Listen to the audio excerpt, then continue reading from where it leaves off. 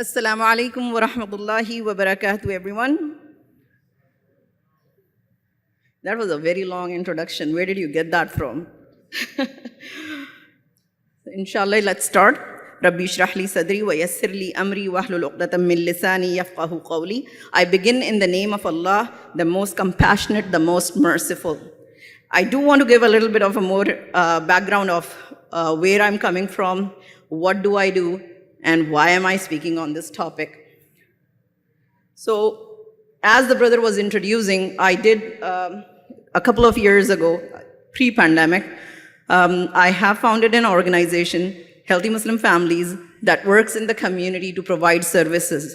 Why was this organization founded? Well, because while I was working in the community for the last 15, 16 years, there's been a lot of problems that we've seen. And Winnipeg, Manitoba is a small city compared to where you are right now, though it's a growing city.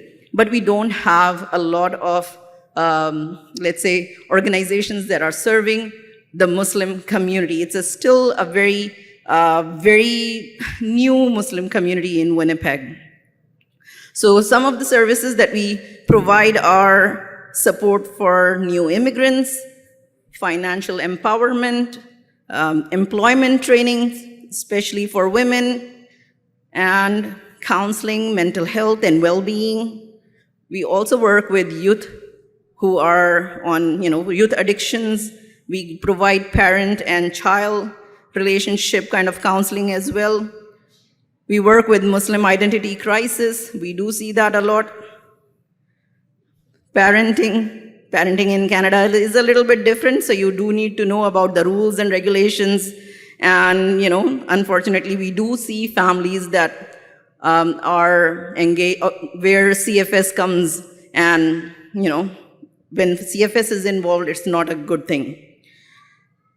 Now, recently, we have started legal clinics, so we provide weekly legal clinics, and I do consult families, I do consult lawyers, and we try to help them out as much as we can. So there are certain themes that I have seen, and when I talk, I'm talking from my experiences and the themes that I have seen in the work that I do. So the topic I'm given today is families, the compass of a society. Investing in building a holistic family which leads to a strong society. So I start with a question. Can someone tell me what is a healthy family? What does a healthy family look like? You can shout out answers if you want. When you think of a healthy family, what does it look like? Stability. Thank you very much, brother. What else? Teamwork, good job. What else? Trust, good job. So I know you all know what's a healthy family, right? So let me just list a few more things. So thank you all of you who participated. There are several common features of a healthy family. First is you will see cohesiveness. There is open communication. Parents are leading by example, and the Sheikh was talking about how we need to be examples. There's good conflict management, and we have clear expectations from each other, and there are limits. There are limits. There's support, there's love, there's care for each other. There's a sense of belonging. Children want to belong to that family. They're not trying to run away from that family. Again, open communication. Communication is very important in a healthy family. Making each person in the family being valued. They feel important, they feel respected, and they feel esteemed. And like the Sheikh was talking, anything worthwhile, it takes time, it takes effort. So strong, healthy families don't just happen. You have to invest in it a lot. You have to invest in your marriage, you have to invest in raising your children, and that's challenging. These days, staying in Canada, all of these things that we hear, it's challenging. So I will go about it from the perspective of a project. If you are in project management, they talk about planning. If you're going to start something, plan. properly. Planning and understanding should happen before you embark on this project you call a healthy family. And again, from the objective of the project, to reach this healthy family, you have to do something. You have to take some steps. You have to perform some tasks and activities. Again, from the point of view of a project, you need to know the risks that are out there. What are the risks to this investment that you are making, the investment of time and effort and money?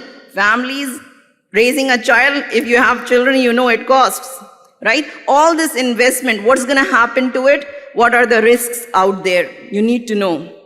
Again, from the point of project management, continuously evaluate where you are headed. Where is this family headed? If you evaluate your project when your son or daughter is going in a direction that is haram, and that's when you wake up, it probably is too late. So evaluation and monitoring the project goes continuously. And then if you find something, you have to take corrective measures. When I say corrective measures, I'm not talking about spanking your child. I'm talking about actually doing something about it, right? The first, let's talk about the steps that you have to take to raise this family, a strong, healthy family. There are a couple of steps, and I will go through a list, inshallah. First, know that families are a building block of the society, so therefore, you need to be connected to other families in the community. You cannot be a standalone family. We cannot be just one unit. We need to be connected to families who have kids of the same age as your family. Same values, same moral values, right? Also, be connected to the grandparents, the uncles, the aunts. These are very important relationships. These are relationships of raham, right? To maintain those relationships. Having multiple adults and uncles and aunts and grandparents is very good for children. Children will have a connection to them, and they will have multiple sources of love, many sources of learning manners and etiquettes and learning how to live with others. Going back to what the Sheikh was saying, and I think we've heard this over and over again, you have to be a good role model for your children. I have to be a good role model for my children. I cannot expect them to do something that I'm not doing myself. Good role model in life and online. We have a very online presence these days. So be a good role model online as well for them. You cannot expect your children to have manners and be polite unless you are modeling that behavior. Children are great imitators. They will learn from you. Third thing, have conversations. Communication is key. We've been talking about it. Communication is the most important factor for any relationship, and obviously including family relations. So you should have good relations, meaning good conversations with children and your spouse.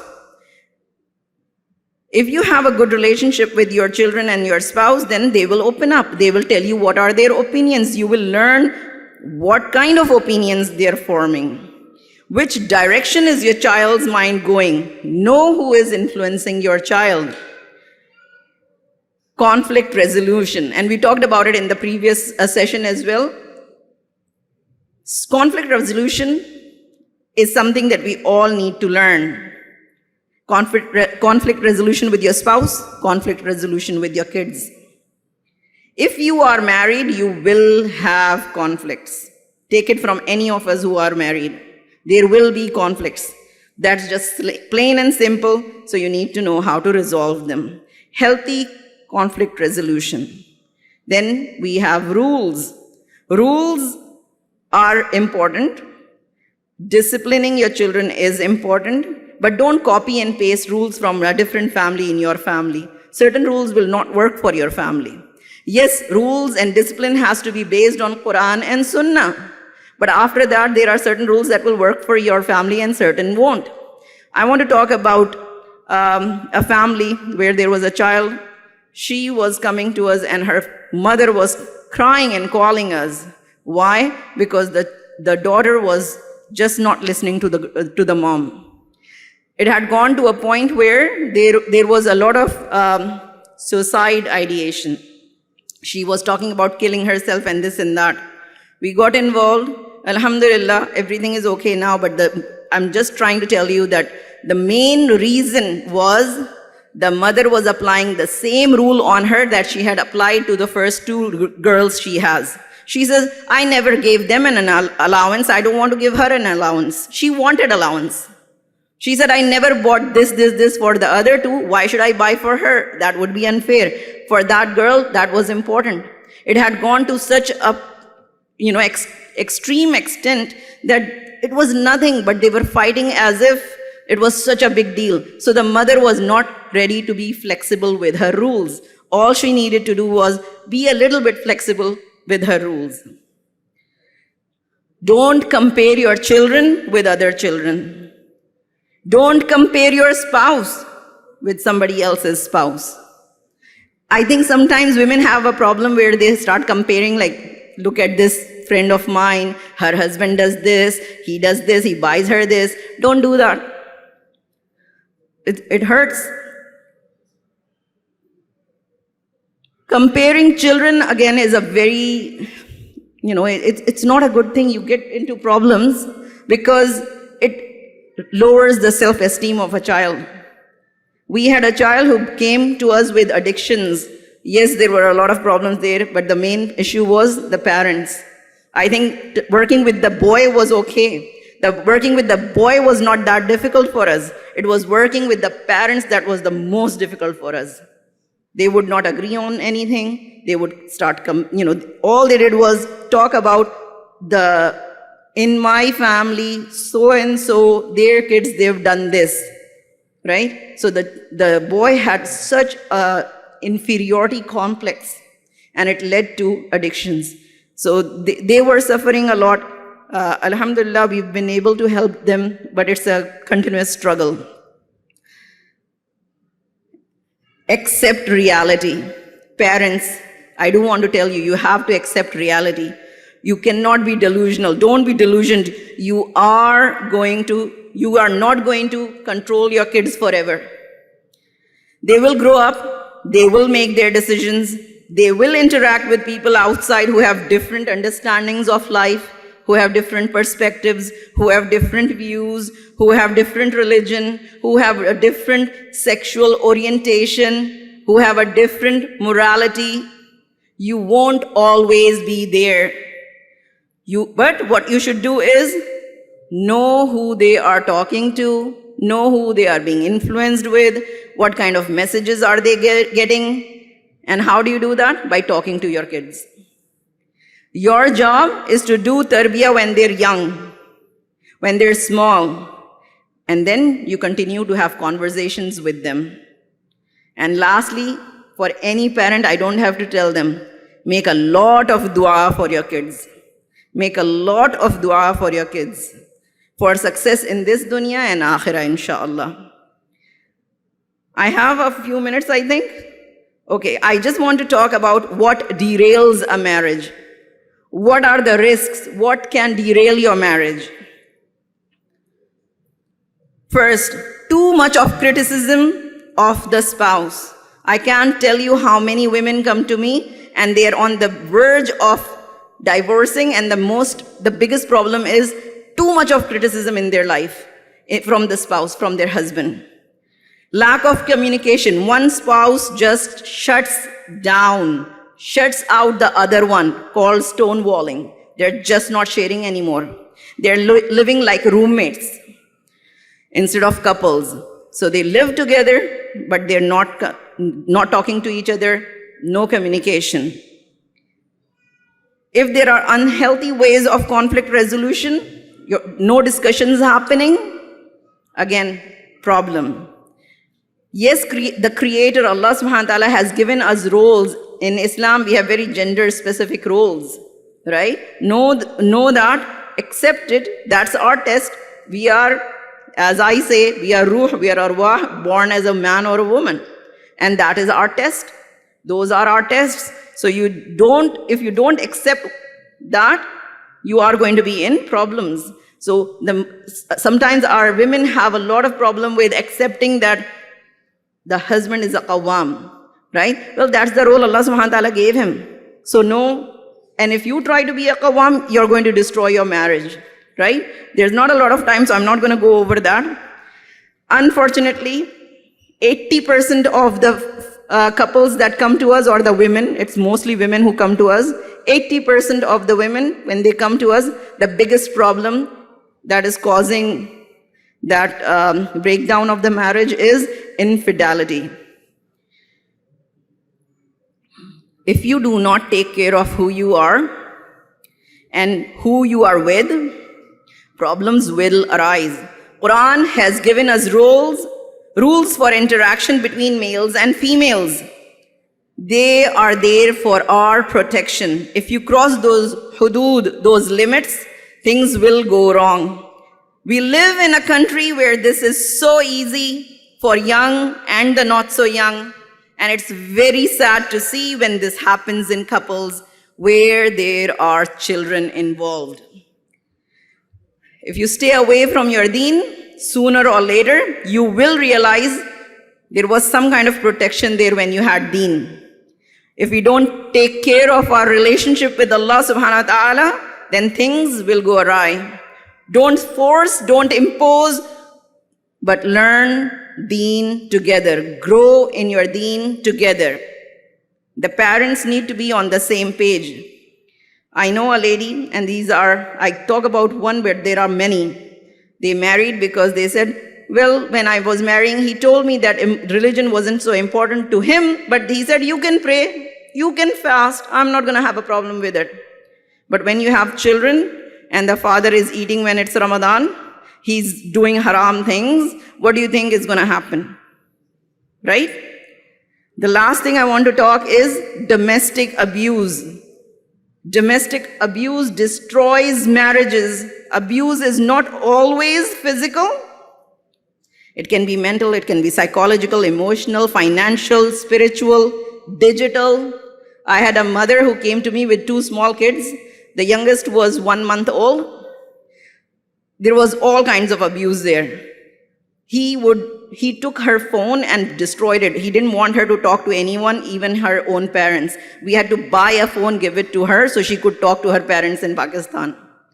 Domestic abuse usually happens where we've seen that there are mental health issues there as well with the man, like if he's abusing. And domestic abuse, by the way, happens on both sides, but we see with women a lot. So what can we do? Be prepared when you marry. Seek premarital classes, please, my young sisters and young brothers. If you're going to be marrying soon, get premarital classes. Why? Because it will open up important discussions, and and then you'll be open to counseling yourself if there's a problem in the marriage. Sometimes families fall off teamwork, like the brother was saying, teamwork. They stop doing the teamwork and they go to mine and yours. When you start saying mine and yours, that's not helpful. I was talking to one of the counselors that we refer our couples to. He was talking about a couple who were going to get married. And when the lady was saying that when I have kids, I'm going to stop working. I wouldn't be able to work. I'm going to take care of the kids at home. I want you to transfer monthly an amount into my account when I have kids and I can't work. The boy says, well, that sounds like commercial contract. That doesn't sound like a marriage to me.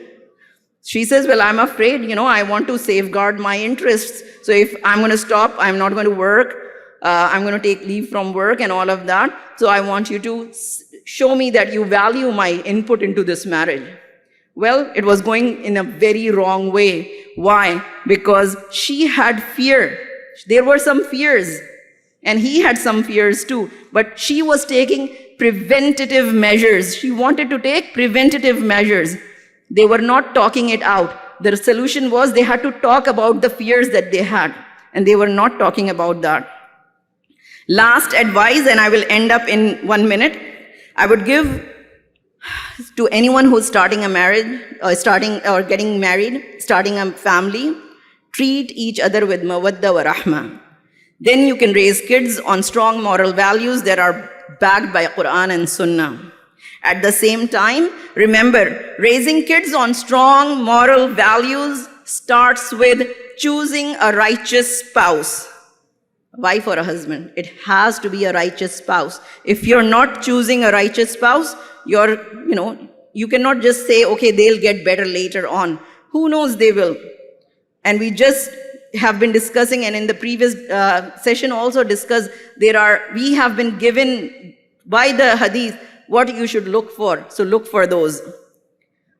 And to my brothers and sisters, but this happens a lot in the brothers, unfortunately, because there's a loophole there or some caveat there that they can marry outside if they're Christians or Jews, and I'll refer all of those questions to shuyukh who are sitting here.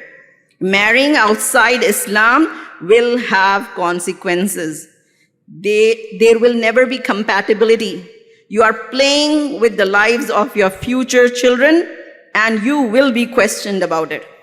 I leave you with the Quranic ayah in Surah Rum, ayah number 21, and of his signs is that he has created mates for you from your own kind, that you may find tranquility in them. And he has set between you love and mercy. Surely there are signs in this for those who reflect. May Allah protect our families and our ummah. May Allah subhanahu wa ta'ala bless our children and grant us success in this dunya and akhirah. ربنا هب لنا من أزواجنا وذرياتنا قرة أعين واجعلنا للمتقين إماما. Ameen ya Rabbal Alameen. Thank you so much for listening.